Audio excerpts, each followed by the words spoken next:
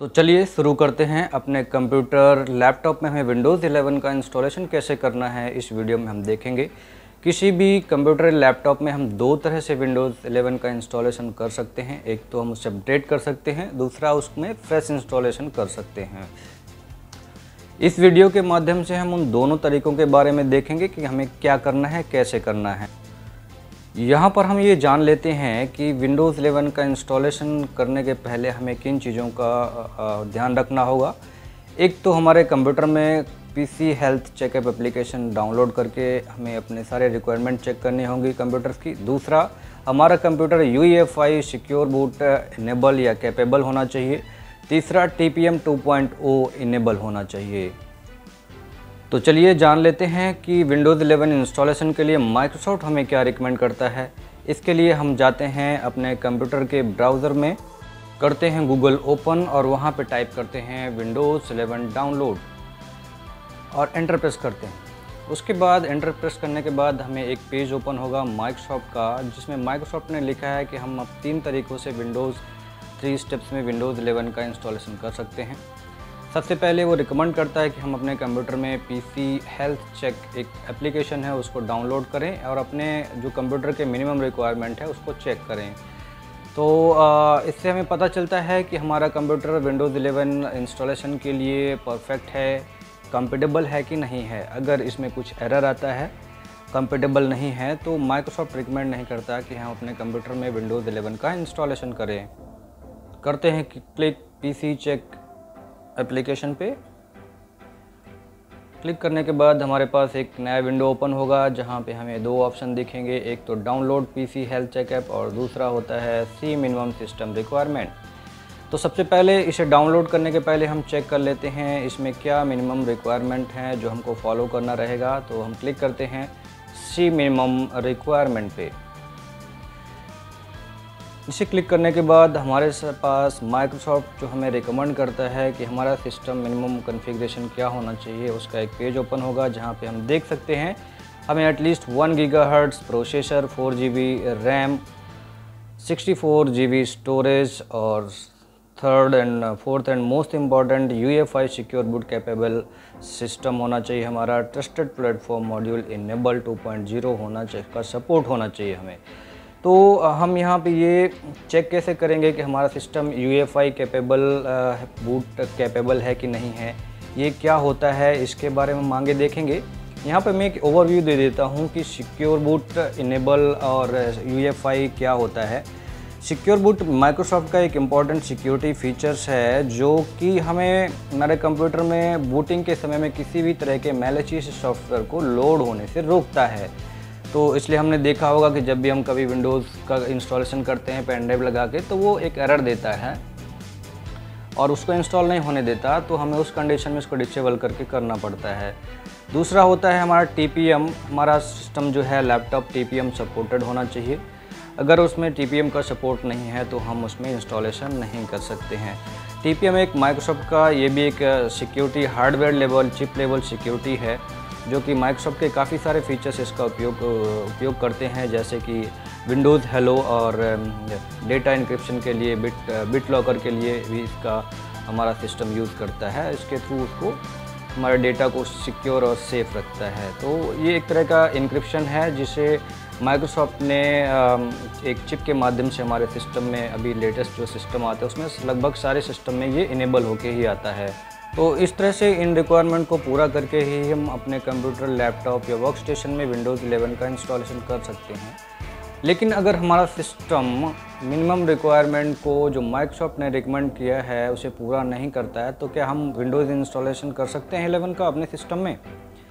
जी हाँ, माइक्रोसॉफ्ट हालांकि रिकमेंड नहीं करता है वो किसी तरह से किसी और तरीके को कि जिसके माध्यम से हम विंडोज़ 11 का इंस्टॉलेशन करें अपने सिस्टम में, लेकिन फिर भी माइक्रोसॉफ्ट ने वो तरीका बताया है जिसके माध्यम से हम अनसपोर्टेड सिस्टम में भी इसका इंस्टॉलेशन कर सकते हैं। तो वो कैसे करना है, उसके लिए हमको अपने कंप्यूटर के रजिस्ट्री एडिट में जाके की एडिट करना होगा। उसके बाद हम इसका इंस्टॉलेशन कर सकते हैं। तो वो कैसे करना है, तो इसके लिए जाते हैं अपने कंप्यूटर के विंडो और R प्रेस करते हैं रन विंडो में और वहाँ टाइप करते हैं REGEDIT वहाँ पे टाइप करने के बाद हम जाएंगे HK लोकल मशीन में, वहाँ पे हम टाइप देखें, वहाँ पे क्लिक करेंगे, सॉरी टाइप नहीं करेंगे, क्लिक करेंगे हमारे सिस्टम में। सिस्टम के अंदर एक की होगा सेटअप, और सेटअप के अंदर एक की होता है MO सेटअप। उसके अंदर जाके माइक्रोसॉफ्ट हमें रिकमेंड करता है एक डी वर्ड क्रिएट करने के लिए, तो हम डी वर्ड करते हैं क्रिएट।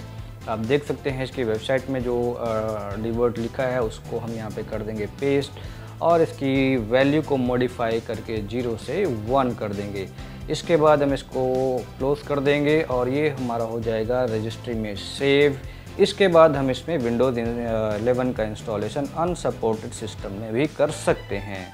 तो चलिए अब देखते हैं वो 3 तरीके कौन से हैं जिसके माध्यम से हम विंडोज़ 11 का इंस्टॉलेशन कर सकते हैं। तो चलते हैं अपने विंडोज़ 11 डाउनलोड पेज पे, वहाँ पे हम करते हैं पहला ऑप्शन सेलेक्ट और डाउनलोड करते हैं कंप्यूटर हेल्थ PC चेक या कंप्यूटर हेल्थ चेक एप्लीकेशन।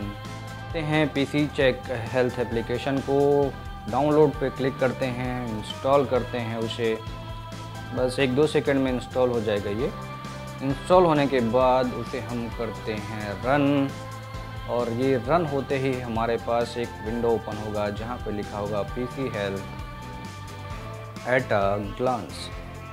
इसमें हम चेक करेंगे, चेक हियर पे क्लिक करेंगे, और इसमें क्लिक करते ही हमारे पास एक विंडो जो है इसका पूरा चेक होने, कॉन्फ़िगरेशन चेक होने के बाद, हमारा हार्डवेयर चेक होने के बाद एक पूरी रिपोर्ट आएगी जहाँ पे हमें मिलेगा कि हमारा कौन सा हार्डवेयर सपोर्ट कर रहा है, कौन सा नहीं कर रहा है। अगर ये सारे टिक ग्रीन रहते तो हमारा सारा हार्डवेयर सपोर्ट करता और हम आसानी से इसमें इंस्टॉलेशन कर लेते। लेकिन यहाँ पे हमने जैसे चेक किया और यहाँ पे इस पे जैसा कि हम देख रहे हैं रेड मार्क्स आ रहा है, और हमारा जो है TPM सपोर्ट इसमें नहीं है इस कंप्यूटर में, और प्रोसेसर भी सपोर्ट नहीं कर रहा है। तो इस तरह से हम इसमें विंडोज़ 11 का इंस्टॉलेशन नहीं करते। लेकिन हम चलिए दूसरे सिस्टम में देखते हैं, उसमें अगर हम ये चेक करते हैं PC health checkup application download करते हैं, फिर से ये इंस्टॉल करते हैं और उसमें रन करके देखते हैं कि वहाँ पे क्या कंडीशन है। तो हमने इसको रन कर दिया है अपने सेकंड कंप्यूटर में, और एक बार वहाँ देख लेते हैं उसमें क्या स्टेटस है हमारे कंप्यूटर का। तो चलिए करते हैं चेक और क्लिक करते हैं चेक हियर पे। यहाँ पे क्लिक करने के बाद हमें दिखेगा कि हमारा कंप्यूटर यहाँ पे सारे मिनिमम रिक्वायरमेंट्स को पूरा करता है, और सारे मार्क्स आपको दिखेंगे यहाँ पे ग्रीन दिखेंगे। तो इस तरह से अगर हमारा सपोर्ट करता है तो हमारा सारे आइकॉन्स ग्रीन में आएंगे और यहाँ पे सारी रिपोर्ट हमको दिखेगी। इसके बाद हम इसमें इंस्टॉलेशन कर सकते हैं।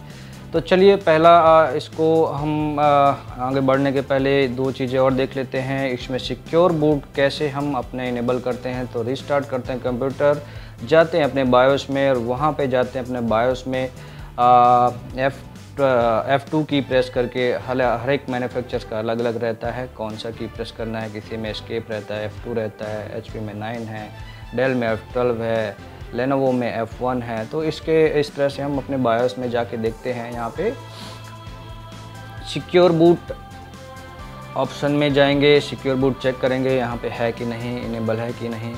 TPM यहाँ पे हमारा कंडीशन में TCG सिक्योरिटी लिखा हुआ है, ये TPM है, इसमें हमने अभी डिक्रीट किया है।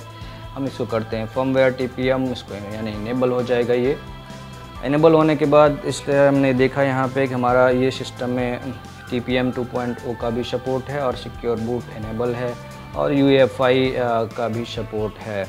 तो इन तीनों सपोर्ट को हम यहाँ से चेक कर लेंगे। उसके बाद फिर से कंप्यूटर करेंगे रिस्टार्ट, और जाते हैं पहले तरीके से इंस्टॉलेशन करने का विंडोज़ 11 ट्राई करते हैं। जाते हैं अपने विंडोज़ डाउनलोड 11 की स्क्रीन पर, वहाँ पे डाउनलोड करते हैं विंडोज़ 11 असिस्टेंट।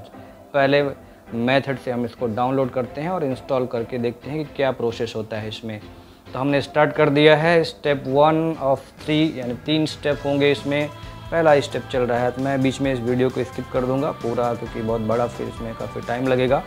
तो मैं स्किप करके आपको दिखाता हूं कि कैसे इसमें प्रोसेस होगा। तो अभी 1 पे हो रहा है, अभी 1 पे स्टार्ट है। ये धीरे धीरे सेकेंड स्टेप में जाएगा, वेरीफाई करेगा, और उसके बाद ये हमारा कंप्यूटर साइन आउट होके रिस्टार्ट होगा, और रिस्टार्ट होने के बाद इसमें विंडोज़ 11 हमारे पास इंस्टॉल होंगे उसके अपडेट, और ऑटोमेटिकली अपडेट होकर विंडोज़ 11 का इंस्टॉलेशन हो जाएगा। तो इस तरीके से हम विंडोज़ 11 को विंडोज़ 10 से 11 में कन्वर्ट कर सकते हैं विंडोज़ 11 असिस्टेंट के थ्रू, अपने विंडोज़ को अपडेट करके। तो इसमें हमें किसी तरह का डेटा लॉस या कुछ इशू होता नहीं है, और हम बिना डेटा लॉस के अपने विंडोज़ 10 को विंडोज़ 11 में अपडेट कर सकते हैं। तो ये मेथड हमारा पहला, अपग्रेड करके विंडोज़ 11 को इंस्टॉल करना। तो इस तरीके से विंडोज़ 11 असिस्टेंट का डाउनलोड करके हम इस प्रोसेस को कर सकते हैं। तो जब तक ये प्रोसेस होता है कंप्लीट, तो मैं करता हूँ वीडियो पॉज। हमारा पीसी हो गया है रिस्टार्ट, और यहाँ पे अपडेशन की प्रोसेस स्टार्ट हो गई है। तो आप भी इसके थ्रू कर सकते हैं, आपका कंप्यूटर रिस्टार्ट होगा, अपडेट होगा, और आसानी से आप इसमें यहाँ पे हमारा कंप्यूटर होगा 2 से 3 बार रिस्टार्ट, और रिस्टार्ट होने के बाद हमारे पीसी में विंडोज़ 11 फर्स्ट क्लास इंस्टॉल होके हमें मिल जाएगा। यहाँ पे आपको कुछ मैसेज दिखेगा जिसे आप देख के खुश हो सकते हैं। इसमें कलरफुल काफ़ी अच्छा बैकग्राउंड इस बार माइक्रोसॉफ्ट ने बनाया है, जिससे आप इंस्टॉलेशन के टाइम पे बोर नहीं होंगे, आप इसको देख के भी खुश हो सकते हैं। तो इस तरह से हो गया है हमारे कंप्यूटर में पहले मेथड से विंडोज़ 11 का इंस्टॉल। हमारा पीसी हो गया है विंडोज़ 10 से विंडोज़ 11 में अपडेट। अब इसका यूज़ हम कर सकते हैं, अच्छा लगेगा, और आप फिर से बोर नहीं होंगे, और आपका सिस्टम कुछ ही देर बाद ये स्क्रीन देखते देखते इंस्टॉल हो जाएगा उसमें विंडोज़ 11। तो इस तरह से आप आसानी से अपने किसी भी कंप्यूटर, लैपटॉप या वर्क स्टेशन में, या किसी फ्रेंड के कंप्यूटर में, या कहीं पे भी आप विंडोज़ 11 का इंस्टॉल कर सकते हैं आसानी से।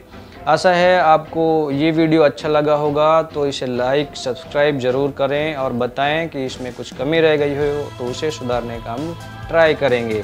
तो आप सबका धन्यवाद ये वीडियो देखने के लिए, थैंक यू। तो